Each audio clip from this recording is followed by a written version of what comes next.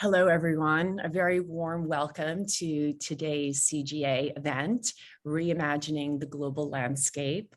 I'm really delighted to have you all joining us. And in a moment, I'll introduce our three really stellar panelists. My name is Carolyn Cassan. I'm the Assistant Dean at the Center for Global Affairs, where we have two graduate programs, our Masters of Science in Global Affairs and our Masters of Science in Global Security, Conflict, and Cybercrime. We also have a very robust continuing education program with professional pathway programs, as well as certificates. For anyone who is interested in learning more about the CGA, please do feel free to reach out. We're always happy to talk about the work that we are doing. And again, this event is part of our public event series, and we'll be very much back in action in the fall with a new academic year of programming. So thank you all so very much for joining us. But I know you're all here today to hear from our three expert panelists to talk about the many happenings across the global energy landscape. Today, energy security is front page news wherever in the world you are. And we have three people here today who are going to help all of us to make more sense of it. So we have Michael Tran. Michael is the Managing Director of Global Energy Strategy and Digital Intelligence Strategy at RBC Capital Markets. Also really excited to share that he's also a CGA Senior Fellow. So we're really grateful for his for all the work that he does and for his participation today. Another CGA Senior Fellow, Leslie Palti Guzman, who's the CEO of Gas Vista and Leviathan. And she does market intelligence on seaborne commodities. And she is also the host of the Energy Vista podcast. I had the opportunity to be a guest, and I really encourage everyone to check out Leslie's podcast. And we have Dr. Mihalis Mathiolaki, who is the academic director of the Greek Energy Forum. He is an energy strategy analyst, and he is at the University of Macedonia. So thank you all so much for joining us today and for sharing your expertise with our audience. We're going to jump in. This is a question for all three of you. Given the historic degree of change in the energy landscape this year, what are the biggest themes you are thinking about? And again, this is kind of a chance for us to jump in, and then we'll take deeper dives as I ask all three of you questions. Mike, would you like to start? Yeah, sure. Thanks everyone for joining us today. I will say, Dr. Cassan, that I think that in 5 or 10 years, we'll look back and realize that 2021, 2022 were really the years that we saw major tectonic shifts in terms of how the world thinks about energy. And I think what's really important here is I'll say that I believe in the path for renewable energy. In fact, I, like most people, think that we should really be accelerating on that path. I think the need to transition towards a low carbon economy is certainly abundantly clear. However, for those of you who follow my work, you'll know that I often refrain from using the word energy transition or the term energy transition. And instead, I often opt to use the term energy evolution, because the word transition is, to me, a little bit misleading in the sense that it makes it sound like we're transitioning away from something, which I think in many circles people believe, but I just simply don't think that this is true over the very near term. And I think what's really important is that if this energy crisis has taught us anything, it is the idea that the aggressive narrative around transition away from fossil fuels really does leave gaping holes in the global energy system. And this is just another way of saying energy poverty is real and that lives are at risk. So I think the bottom line here is that what we're seeing right now in global energy markets is much more of an energy evolution rather than an energy transition that's happening. I will, for all those of you who are listening on this call, to direct you to the great piece that Dr. Cassan wrote in Barron's over the weekend, I think that really framed the discussion really well. I really think that if the recent events have really taught us anything, it's that we should really rally behind this all of the above energy strategy, at least until there's scalable proof of concept with renewables on a more global scale. I think you can certainly make the argument that right now, Europe is where we've seen the transition happen the most, or at least the narrative of the transition has accelerated the fastest over recent years. But they're also the most vulnerable right now when we think about the events of Russia, Ukraine, etc. Now, in New York City last week, we at RBC held a global energy conference, and we had the Biden administration keynote the lunch conversation, and the Biden administration effectively is calling this the biggest energy crisis of our lifetimes. And I think what's happening right now is not particularly a black swan. I think it's really poor policy in terms of estimating the timeline for how we can transition, and a function of market sources just reallocating capital away from traditional forms of energy for much of the past decade. So I think the combination of these two things has really led the energy market to become very much a coiled spring.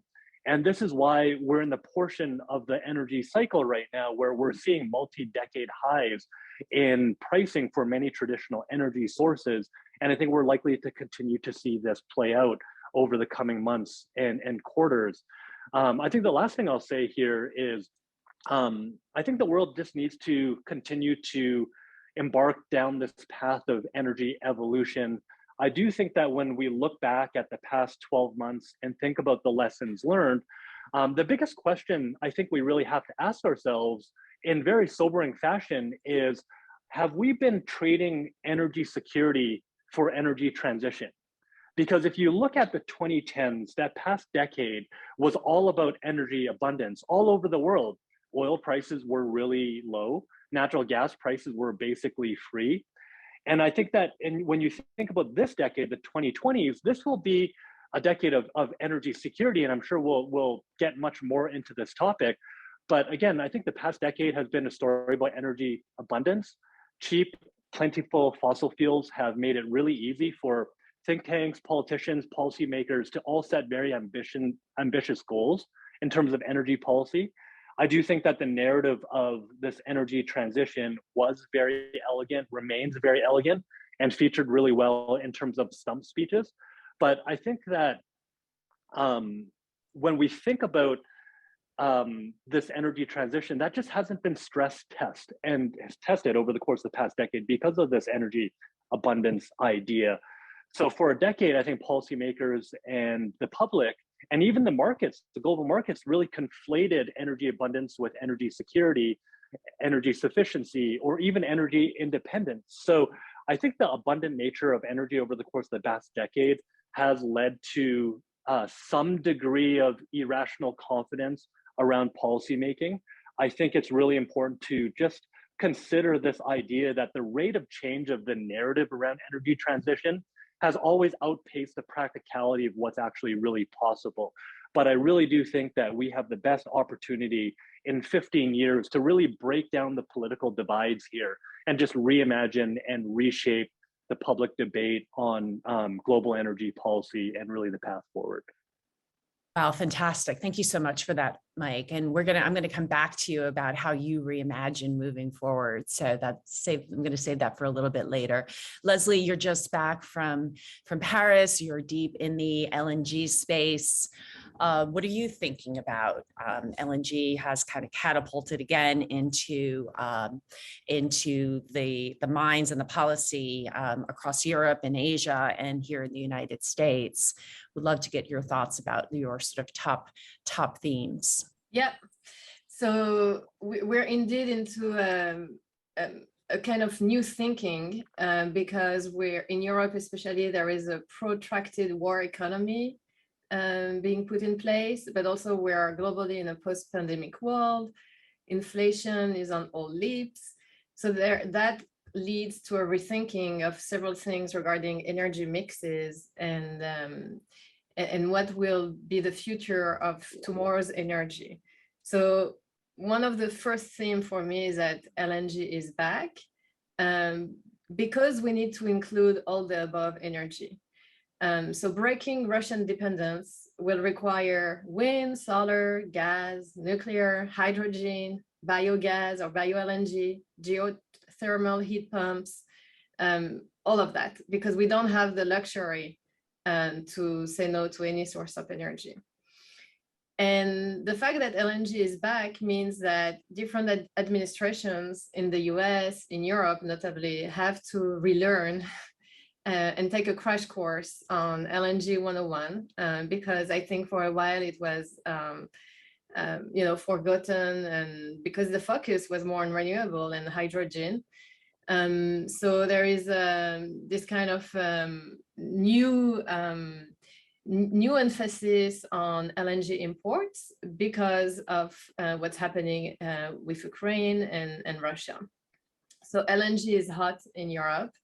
And we see that US LNG is actually coming to the rescue. And because every molecule is going to count to replace Russian gas, we see that there are not that many suppliers right now able to help out, but US exports have gradually increased over the past few years. There is still supply coming online, and this is where we see the increase of capacity the most. So to give you an order of, to quantify, combined the US, Australia, and Qatar are going to account for 60% of the world LNG exports by 2026. And a lot of the US LNG, most of it actually, is going to come to Europe. And we see also a rethinking of trade flows and where supply is heading to. But it means that emerging markets are out when it comes to LNG imports. Europe and Asia are grabbing most of it. And South Asian, but also South America, the LNG demand is vanishing because of unaffordable LNG prices. We see a lot of volatility. So the less good news is for the environment, because coal is back in these countries, and coal is back in several places around the world, as well as dirtier fuels. But the others, on the flip side, there is still an acceleration of green infrastructure and renewable, which is going to happen in parallel with this refocus on gas. And we saw it with the EU Repower plan, which is going to dedicate more than $200 billion to break free from Russian energy. And that will include a big emphasis on investments for LNG, but also a focus on energy efficiency, demand reduction, renewable energy, and so on. And I'm just back from a trip to Europe, and energy efficiency is big. I think actually, at least in the most wealthy part of the European population, we're going to see a demand destruction for gas in heating, cooking. We see also more emphasis on public transportation, biking, all kind of things that the wealthier part of the population can afford because they live in the cities and they can bike to work, for instance. Second big theme is that we see a greater intervention of state governments in energy markets. So I think for the past decade, we saw the reign of markets. We believe that market forces were enough to secure energy supplies. But we see now a big return of energy diplomacy because energy security ranks first. And to give you a few examples, the EU has intervened to implement mandatory targets for storage, to refill the storage before the winter, the underground gas storage in Europe. That's the first time it's happening, and it's working because until Russia's Gazprom decided this week to lower the flow of pipeline gas to Europe, actually Europe was refilling at a pretty healthy level its underground gas storage. because of these new rules. We see also that the European Commission is doing energy diplomacy in the East Mediterranean. There has just been a deal signed between Israel and Egypt and the EU. We see that the Italian Prime Minister Mario Draghi is all over North Africa to secure supply for its country.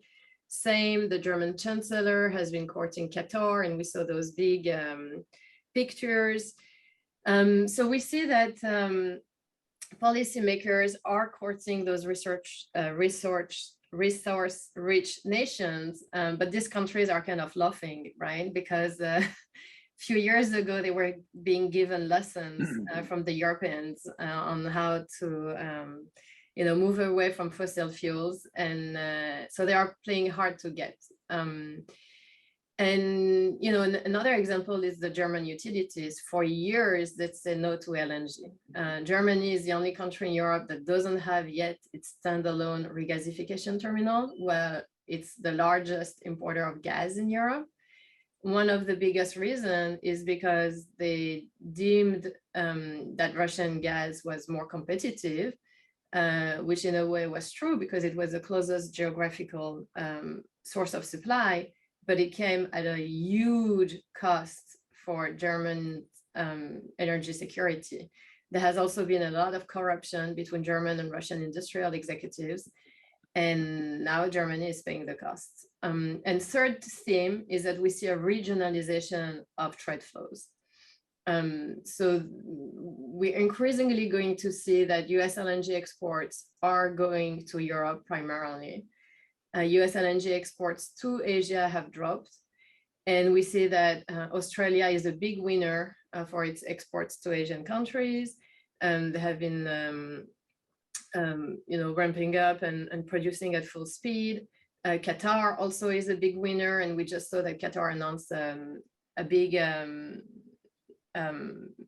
they already had taken final investment decision, but they announced that Total was stepping into as equity partner in the North Field East expansion. So we see that there will be more supply coming online, and this supply is primarily going to favor new corridors that are more favoring intra-regional trades. And we see a trade between alike partners. So US and Europe, they are allies. We may see growing trade between Russia and China, still to be determined. But we see like those moving parts shifting very fast. I'll stop there for my three themes. Excellent. I mean, many of those points, especially about sort of deeper government intervention, Jason Bordoff and Megan O'Sullivan just had a piece in Foreign Affairs about the new energy order and about this sort of new movement, different from the 1970s, where we're going to see much more active intervention on the part of government. So I'm glad that you raised that. And I'm going to come back to a number of the points that you raised. So Mihalis, you're sitting in Greece. Greece has also received a lot of attention with regards to energy security. The reinvasion of Ukraine has, of course, put energy security across Europe. So what are some of the big themes that you are thinking about? First of all, when it comes to historical change and whether what has happened has created historical change, I must say I'm yet waiting to see whether whatever we're experiencing now will last. Because we have to keep in mind that the trend for climate change that has led to this extensive overweight attention that we properly gave to protecting the climate and protecting ourselves against climate change and decarbonization that has left energy security behind, and now it comes back. This trend is very strong. And at least from the part of the European Union has not, for better or for worse, has not derailed from this target, which is primarily and solely try to fix this problem.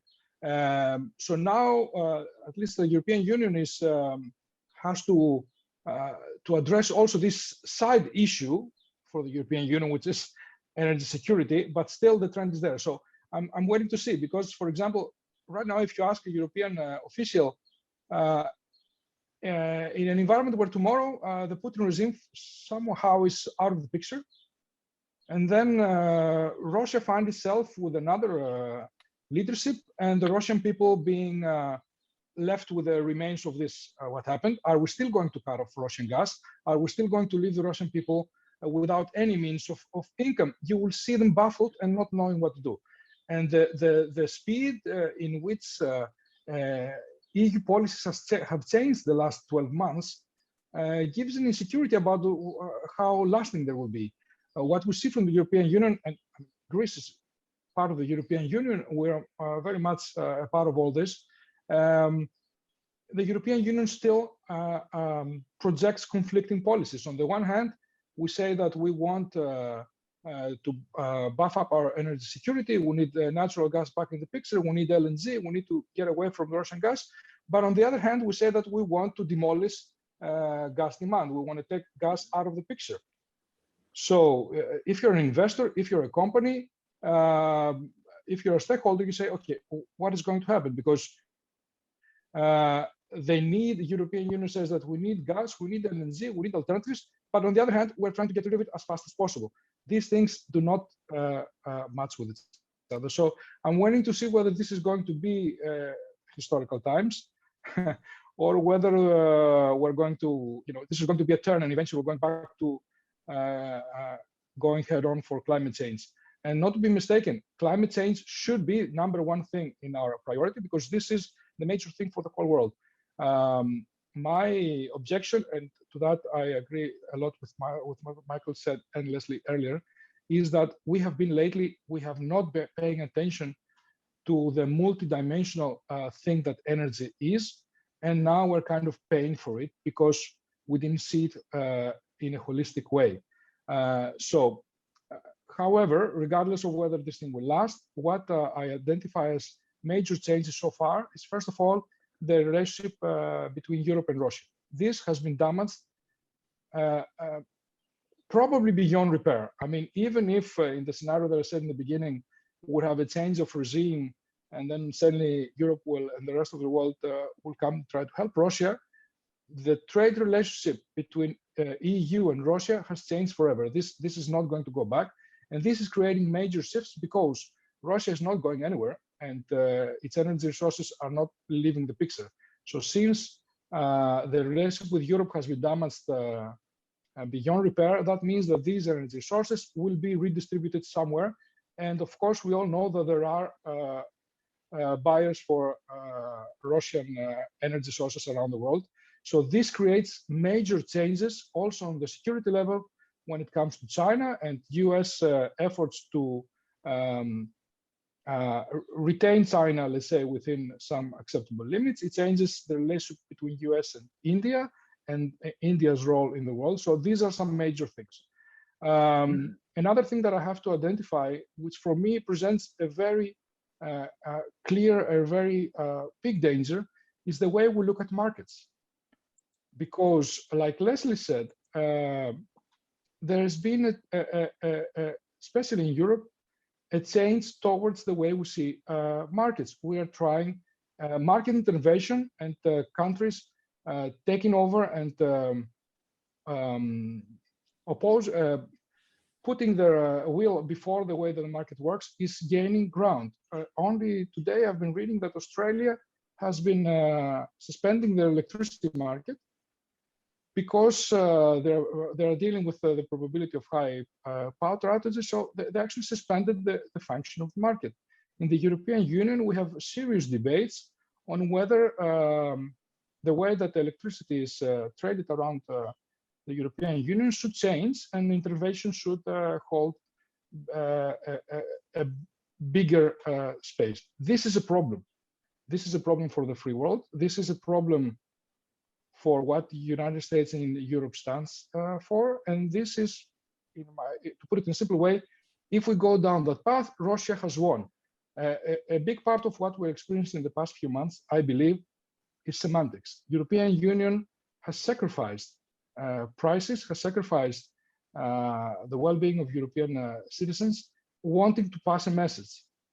I cannot say that this was the best tactic, but this is what has happened. I mean, we wanted to say that we cannot give money to Russia to carry on a war, and therefore we're doing what we can. Of course, the result has been the quite opposite, because with what Europe has done, we have boosted prices sky high, and this has elevated the income for Russia to levels that they have not seen ever before. So, regardless of the fact that this has not come to a result, we wanted to pass a message that we want to stop Russia and their way of conducting themselves in the world. If that means that the rest of the world is beginning to control the way that free markets function, then we have lost a big part of this semantics. And this is a clear danger. And because for people, it is very easy, on the contrary, it's not easy to understand how a market works. I mean, energy markets are very complicated.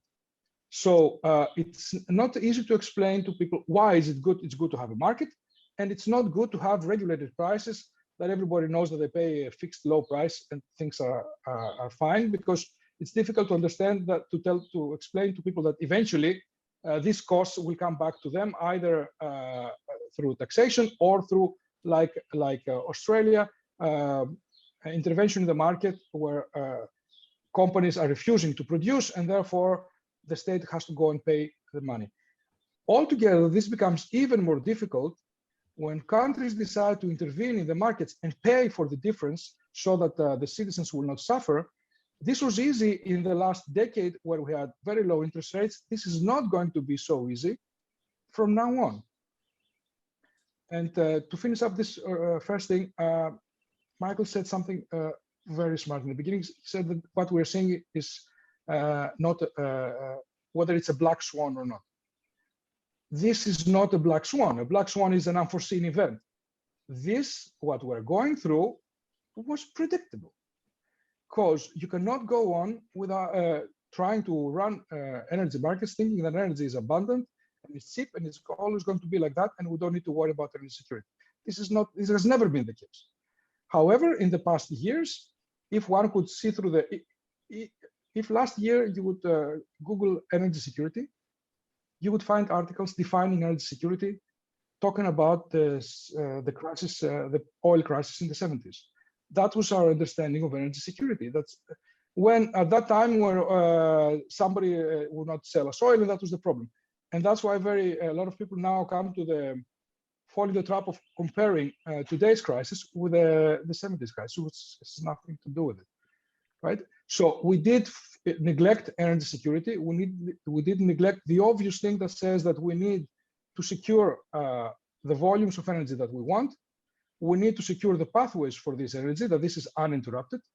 And third, and we still neglect this, we need energy security is about affordability of prices. And these three things come together. You cannot take one from the other. Even now, so all these years we forgot about this, and we thought that, okay, we have a serious problem, which is the environment. Let's deal with that. And we didn't stop to think, while we're dealing with the environment, where we actually still do not have the technologies to solve the issue, what are our policies going to do to the other thing that's energy security? And now that energy security has come to struck our faces, we're still thinking about securing volumes, and we don't we think of the affordability of prices as something different from energy security, while it's a part.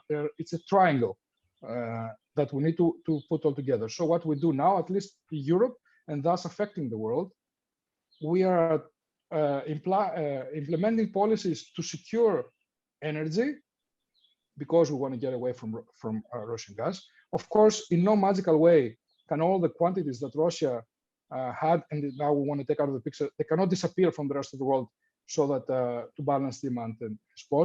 So that means that prices go up.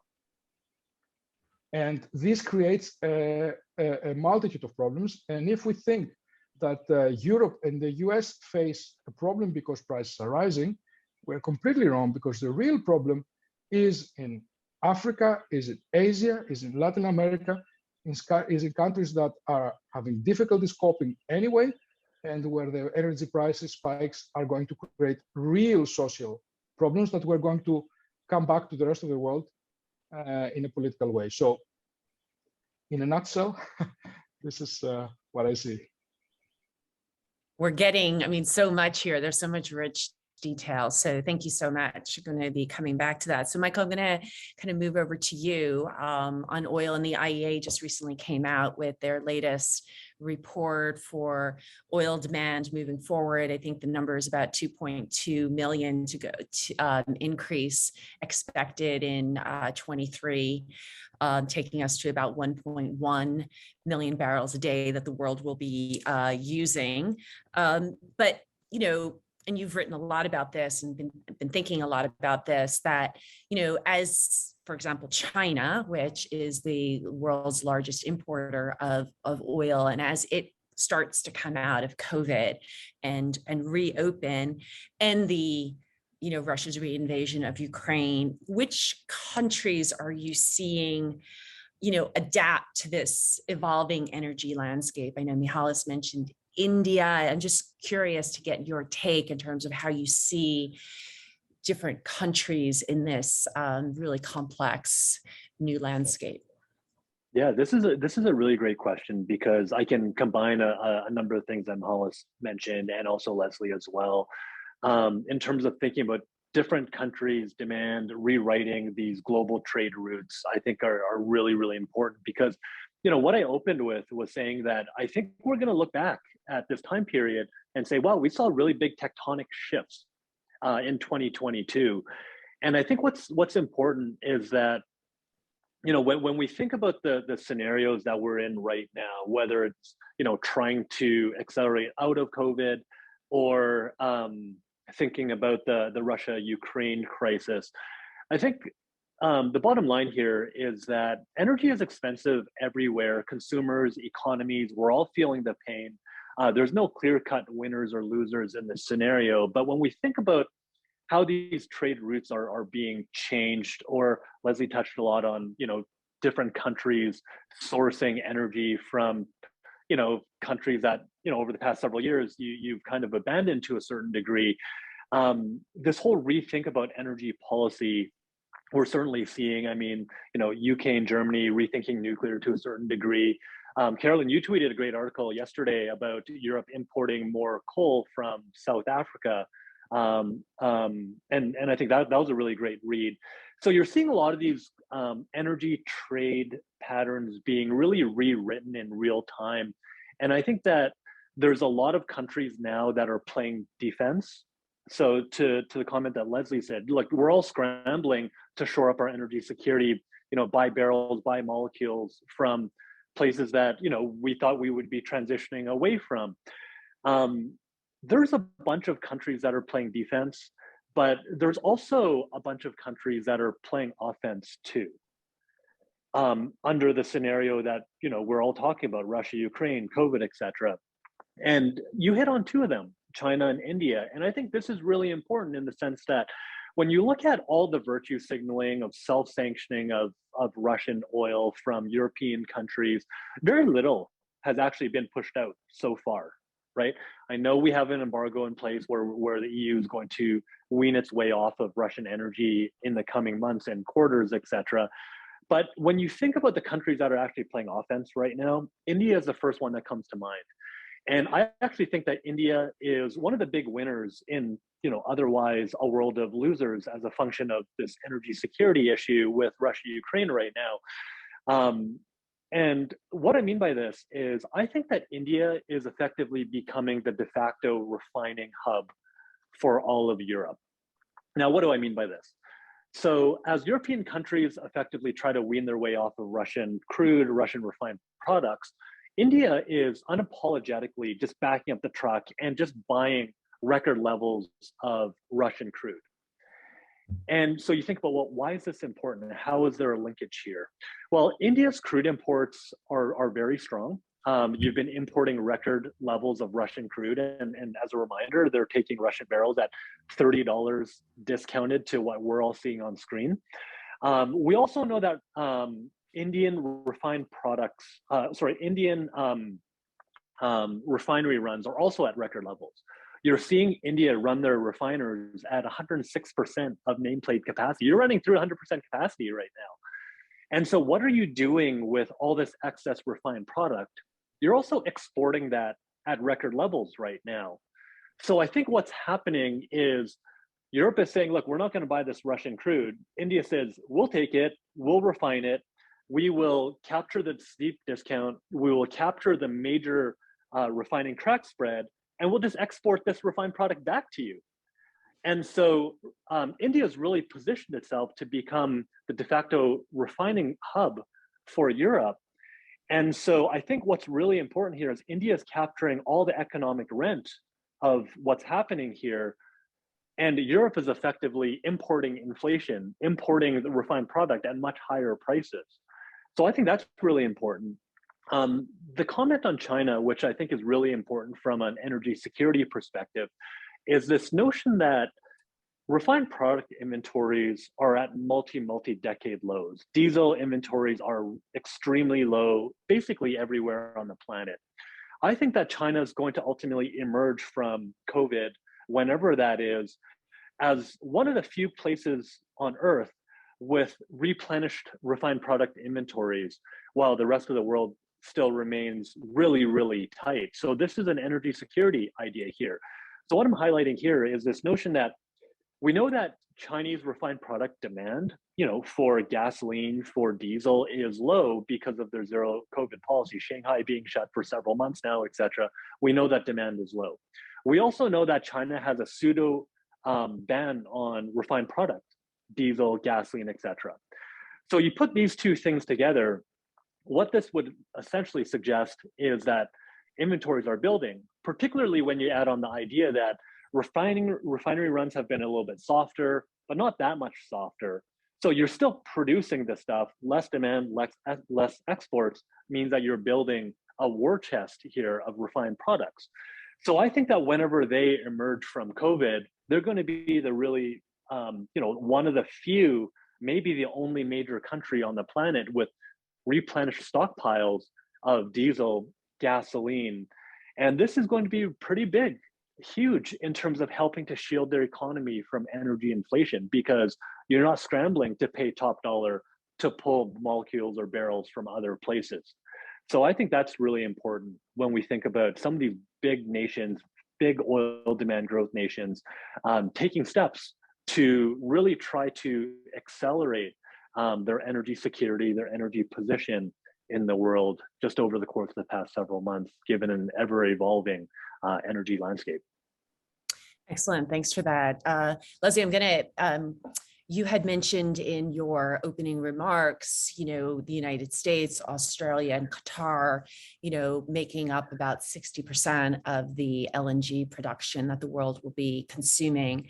We're also seeing a lot of stress on current production. And of course, this week, we had the Freeport LNG terminal go down, which was expected to go down for maybe 3 weeks. And now it looks like it's going to take us through the end of 2022 before we see it reopen. Can you just give us a sense of, how much, most of the production is happening and working at capacity, where we don't have a lot of stretch here?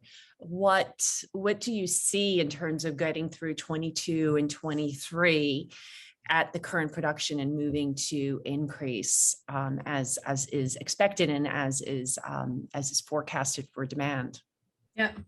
So most of US LNG exports have been running at 95, 100% capacity when possible. Hiccups, happens. I think it's the best season of the year for having those kind of hiccups, because we're in between, the winter and summer season, where it's the quiet period usually in the LNG market. So in a way, it was the best timing to have this Freeport outage. And recently what we had seen is that many terminals in Europe were pretty full actually and couldn't absorb more of US LNG. So it was, we had seen some tightness subsiding. So of course, it's not a good news for Europe at a time when they were starting already to refill the storage. More worrying is the recent actions from Gazprom that has cut pipeline gas flows on several points of entry into Europe. And I think basically that the Europeans have not all the Europeans, the large importers, France, Germany, Italy, have really mishandled actually the ruble payment ultimatum, where they had a golden opportunity actually to have the lead on how to deal with Russia, because they were changing the terms of the contract. And what we see now is that Russia is back to agitating the market at its own will, and the Europeans remain at the mercy of volatility in TTF. And like the prices in Europe have completely skyrocketed over the past 2 days again. I think US LNG, you know, Freeport was running at 95% of utilization rate last year. It's highly unrealistic, you know, that all the plants will run smoothly for a period of 2 years like this. You know, maintenance, schedule maintenance are routine. But again, they have managed to really ramp up. One question is the production in the US. We've seen a huge increase in Henry Hub prices, and there is questions of why there are no more rigs being open in the US play. And you know, there are several reasons that have been advanced. The gas industry has been very puzzled by the rise of prices. I think that one of the main reasons is that we've seen a lot of capital discipline in the US shale play and a lot of ESG pressures. So a big question for me is going to be whether those investors have changed their attitude regarding shale gas and oil in the US, given the new market conditions. I think that there are some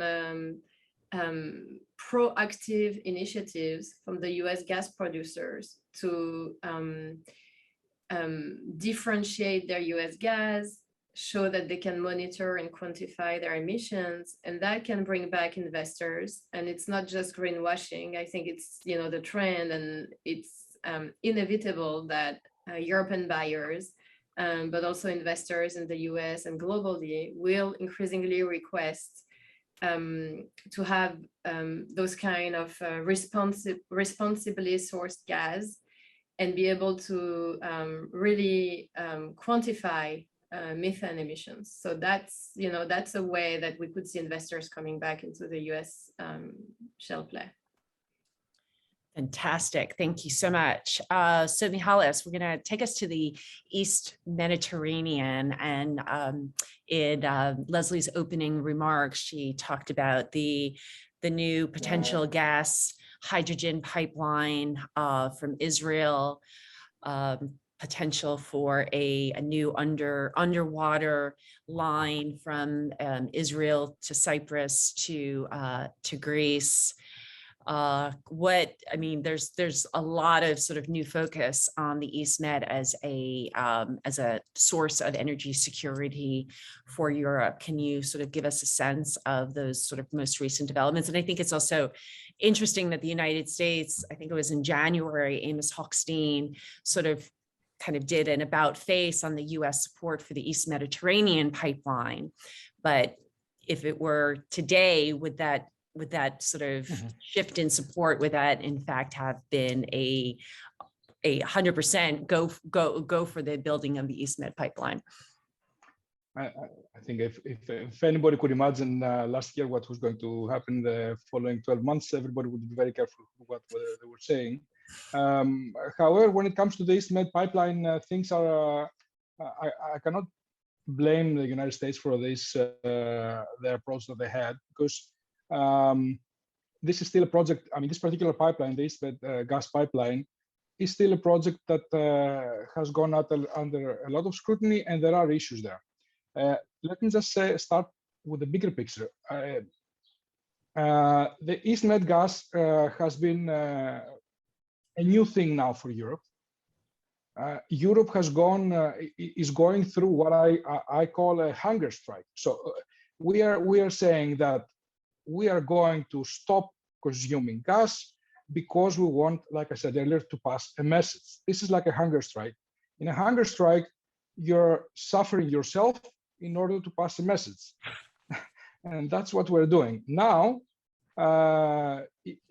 the EU says, yeah, you know what, we are going through a hunger strike, but we could use some very nice fitness bars to help us sustain ourselves while we're going through the hunger strike. And then the East Med is the fitness bars. However, these things are not going to come in time to address the issue.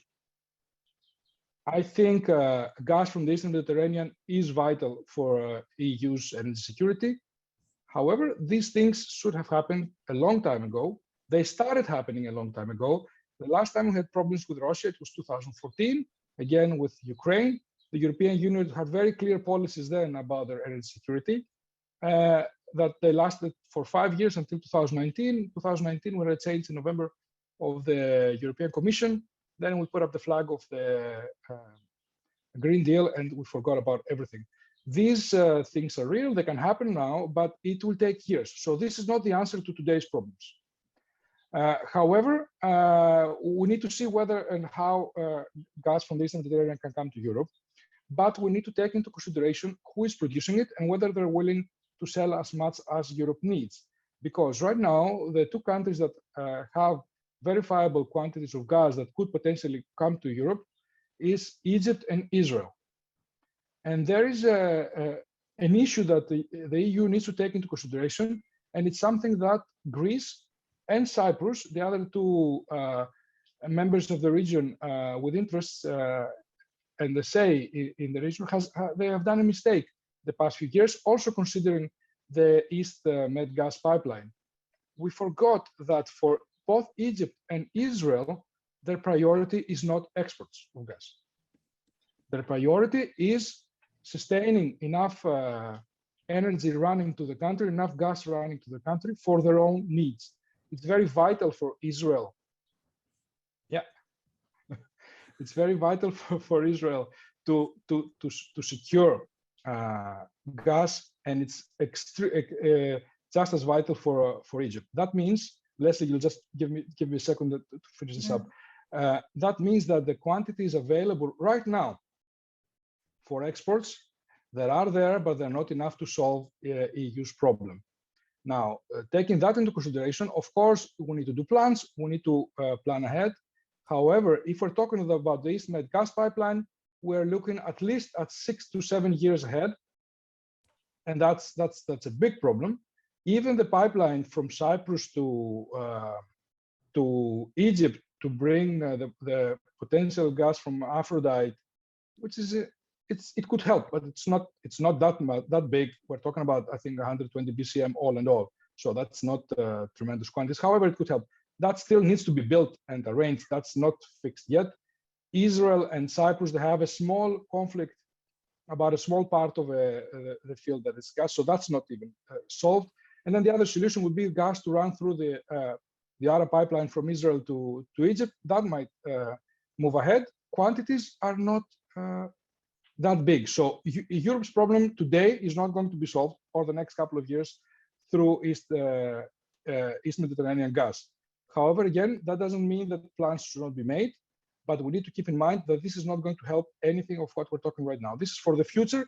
If the European Union, like I said in the beginning, still is firm on its resolve, on its current resolve, to actually keep using gas into its energy mix to improve its energy security, something that, again, I have to say, I'm not sure that if we're talking next year or 2 years from now, it will be the same. The resolve will be the same. If the crisis passes, I'm very much afraid the European Union will say, you know what? Okay, now the crisis passed. Now we don't really need gas.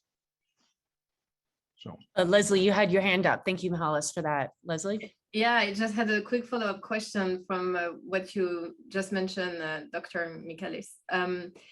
Why you mentioned that it took, it should have happened a decade ago. What do you think was the obstacles for not, doing so in Cyprus? And Greece now is talking about offshore developments. And we know that, Greece, Cyprus have strong cultural, religious ties with Russia. How are they, thinking about the war in Ukraine? And do you think that could be an obstacle about developing their own resources? No, about the strong religious and cultural connections, I mean, Cyprus has had strong business connections. They paid for these strong business connections some years ago with the financial crisis. I don't know whether it would be to their benefit to do this again. With Greece, yes, this was an issue.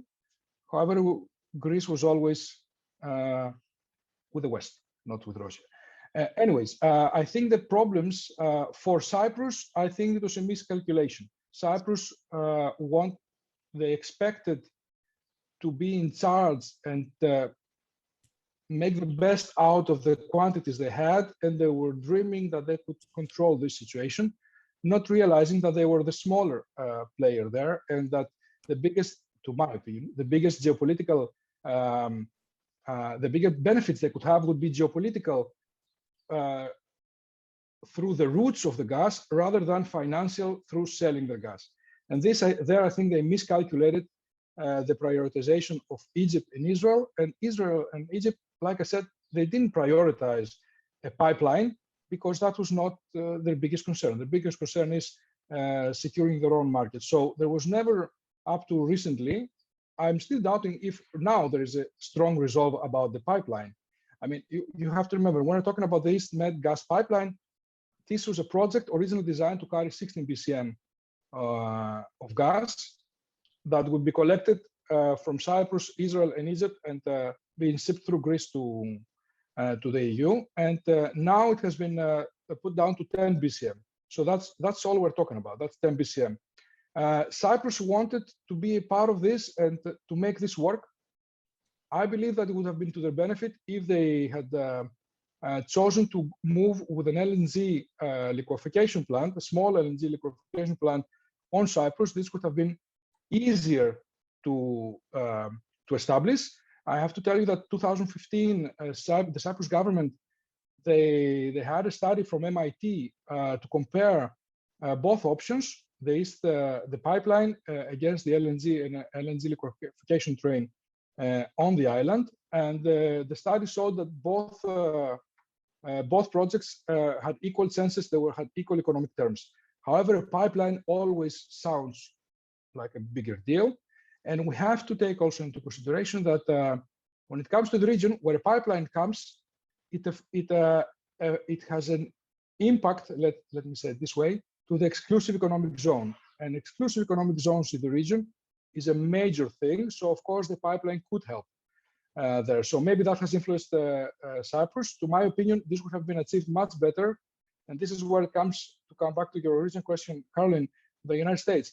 This can be achieved much better through electrical wires, high voltage lines, which are now developed and are pushed forward and can help the region stabilize and cooperations to be handled better. When it comes to Greece, and I will finish very fast, bureaucracy. We're famous about our bureaucracy.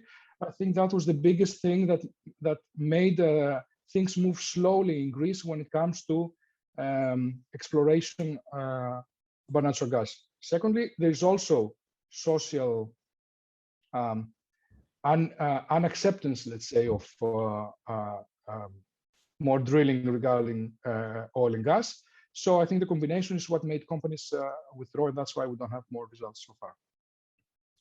Okay, great. Thank you so much. We're almost out of time, but I want to make sure we do get to some of our audience's questions. And I have a question I'm really keen to ask Michael, but I want to just put two questions out there for our panelists. I think we'll probably end at 1:05. So I'm going to use moderator's discretion to just take us a little bit over time, which I hope our audience will stay with us. But there is a question about the role of nuclear. And I know that none of you, are specifically experts in nuclear, but if you have been thinking about the role of nuclear in this, our kind of evolving energy landscape, I'd be curious to get your thoughts on that. And there's also a question about what it means to increase US LNG exports that then translates into increasing the promotion of shale drilling, as opposed to investing in green sources, which would hurt the bridging process.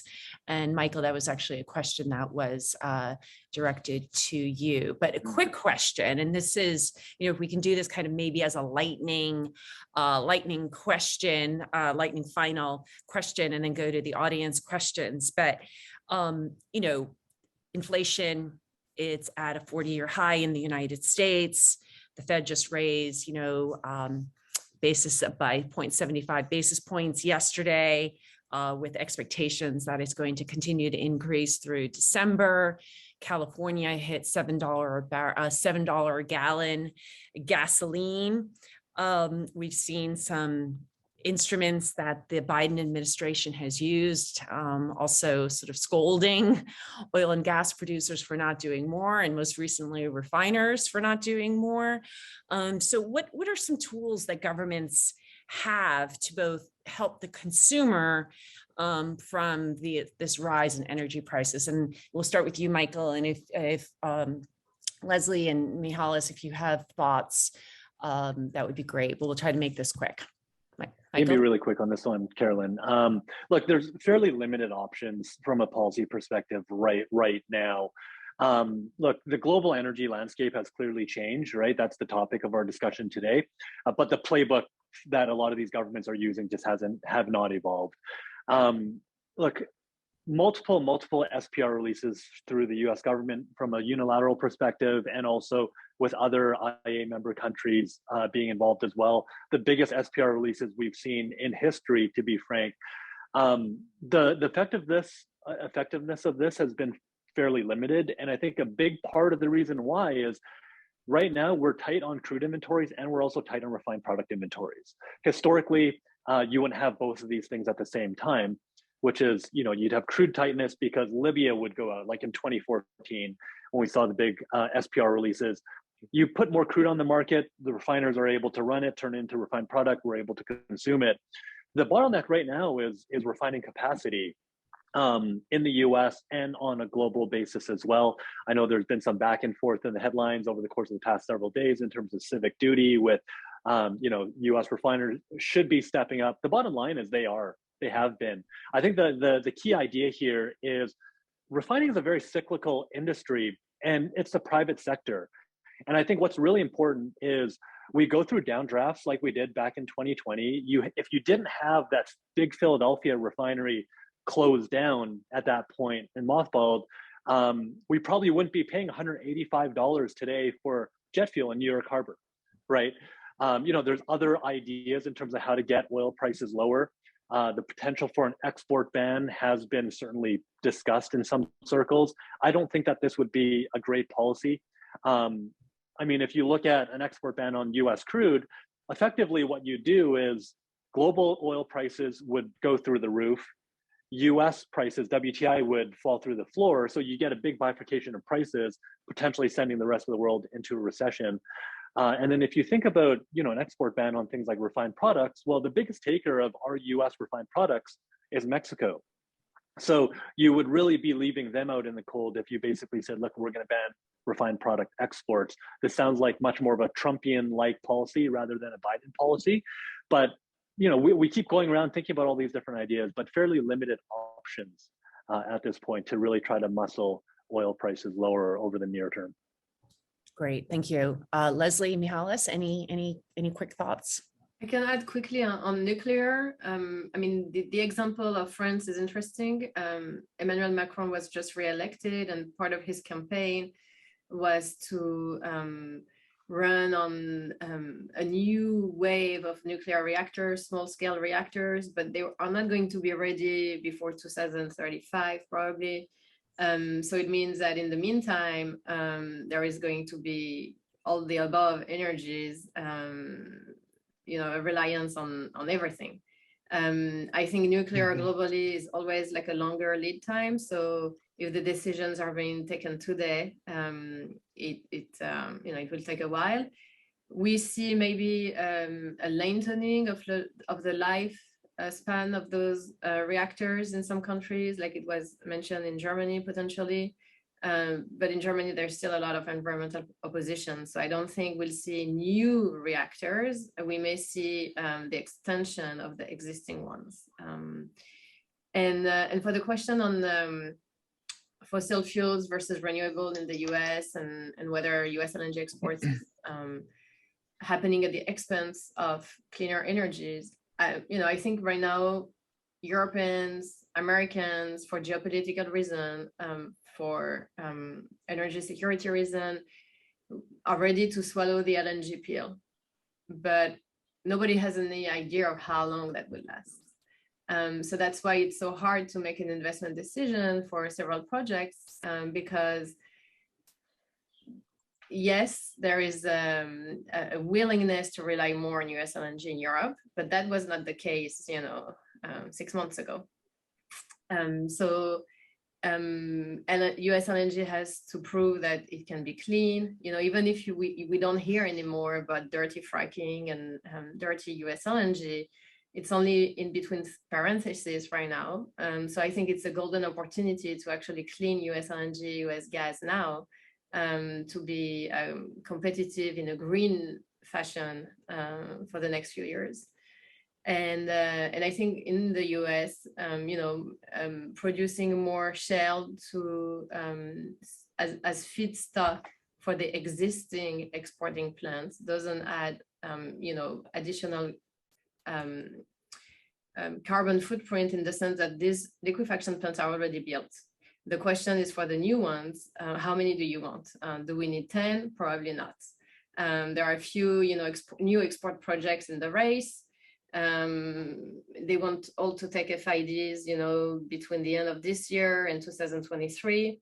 They will come into the market around 2026, 2027. And there is a lot of uncertainty regarding demand. So that's why, some people are fearing the lock-in factor. But I think we're in a world where we shouldn't talk that much about stranded assets, because these assets are necessary for security of supply and energy security. So I think there is a rethinking about who needs to invest in this infrastructure that may not be used at 100%, but are needed in time of emergency and in time when we need energy security. So in some countries, there is a rethinking about capacity payments and how to incentivize these investments. Great, thank you. Mihalis, any final thoughts? Yeah, sure. Very fast. First of all, next time we do this, it should be at least 2 hours. So we have more time. everyone out there, I hope, I would love to do that. I could keep talking to all of you for the next 8 hours. Okay. So. Well, anyway, very briefly, when it comes to policies, first of all, I think overall, when it comes to prices, like Michael said, there's not much we can do, especially if what we're thinking about doing is interfering in the market and not letting the markets run. That would be disastrous.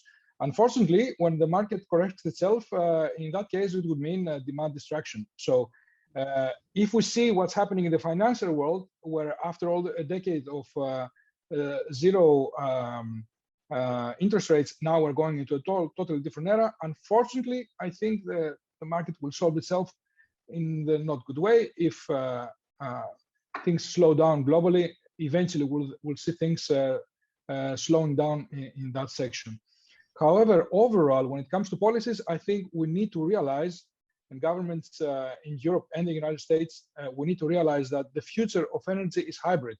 The energy mix needs to be hybrid. We cannot go fully electrical like we have been thinking the past few years, because we don't have the technologies to sustain this. And as long as we don't change this path, we'll keep having this kind of problems. If we realize that we need to have everything in the mix, then this is the best way.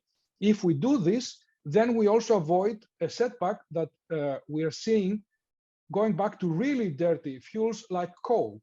And this is a big thing in Europe. I mean, from going 100% fully on renewables, we are now seeing a trend into going back to coal. This is a problem. A small parenthesis there. Coal is an objective also of China for the rest of the world. I could show you a map with all the investments around the world in coal. So there is a strong strategic issue there that we need to be very alert about. And on emissions and on policies, we need to be realistic. We need to realize that right now China has four times the emissions of the EU and 2 times the emissions of the United States. So it's good that we're trying to be pioneers, especially in Europe, about all this, but we need to understand that unless there is a global solution, we're not really doing much trying to clean the atmosphere above us if everybody else is polluting. So we need to be all together in this, and that's a much bigger discussion and much more difficult. When it comes to nuclear, and I will finish with this, I think nuclear and small modular reactors is the answer we're looking for in a lot of things. It can create the base load with the flexibility that we need in order to advance renewables, because else we're facing a problem there. We don't have enough base load of clean energy with the flexibility necessary for more renewables. The only other thing that can do this is gas. So we need to move forward with gas while we're building more small nuclear reactors, which for me can be a big part of this long-term solution, in order to help more renewables and therefore move closer to our overall goals. Well, thank you all so much, Leslie, Michalis, Michael. Really super grateful to the three of you for sharing your expertise, for really giving us this like fantastic overview of the sort of the deep, very much, you know, geopolitics of energy and technicolor. So I think all of us are leaving with a better understanding of both, you know, today's current energy landscape, but also what to be looking out for in the future. So thank you very much. I'd also like to thank everyone that joined us in our audience. We appreciate it. This event will be up on our CGA YouTube channel, so you'll have a chance to go back and listen to the recording.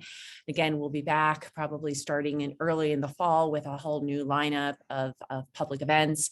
And I just want to also highlight, you know, there are things that I know that our panelists today had wanted to talk about, things like energy poverty rate, the connection between energy prices and food insecurity that we're seeing around the world, the role of critical minerals in the energy transition. I know Michael's been doing a lot of research on looking at electric vehicles and those critical minerals that are so important to the EV space. So there's a lot that we had thought that we might be able to cover, but as Michalis pointed out, we definitely would need at least another hour, if not another few hours. So we hope to continue the conversation, and thank you all so very much for joining us.